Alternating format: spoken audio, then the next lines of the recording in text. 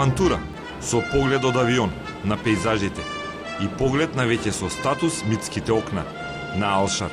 Индиана Джонс не ја посетил Јужна Македонија, но научници авантуристи со шешир како холивудскиот јунак веќе беа во областа позната како богато наоѓалиште на минерали на скапиот елемент талиум. 6 германци и унгарци пред точно 1 месец беа фатени со половина тон минерали и руди од Алшар. Беа ослободени, а рудата им беше одземена.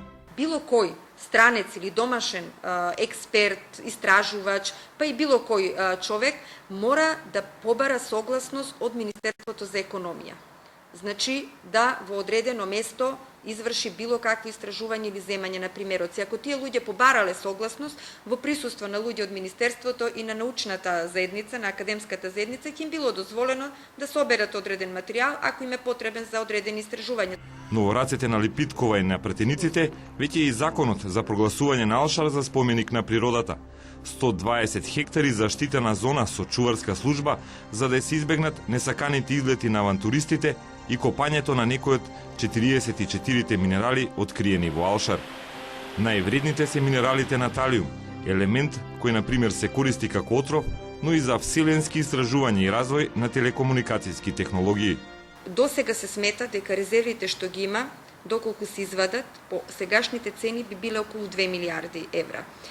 И тоа сигурно дека ќе биде многу повеќе во услови на технологии кои што ќе бидат многу поиздржани за да можат тоа да го експлоатираат. Најпознат минерал откриен во 19-тиот век во Алшар е лорандит. Тој минерал содржи неутрино, односно нематеријални честички чие потекло е од експлозиите на Сонцето.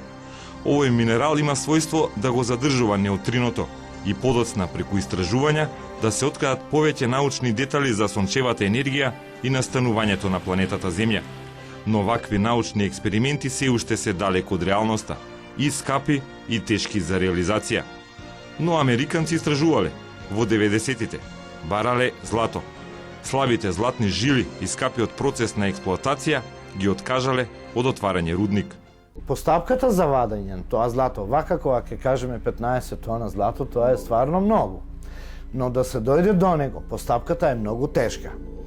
Вие знаете дека еколошките закони се многу строги, а вадењето на тоа злато по сегашните методологии е многу опасно по животната средина и сето тоа допринеси да не се оди на отварање на тој рудник за злато. И како во некој филм со Индиана Джонс, богатството, иако тешко достапно, било мотив за реакција на големите сили. Америка, Советскиот сојуз, Франција, сите се интересирале.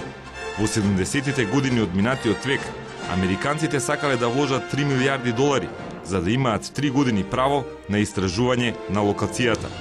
Предлогот бил одбиен и другите сили наидувале на отпор. И така, со години, Алшар и митот за него растеле.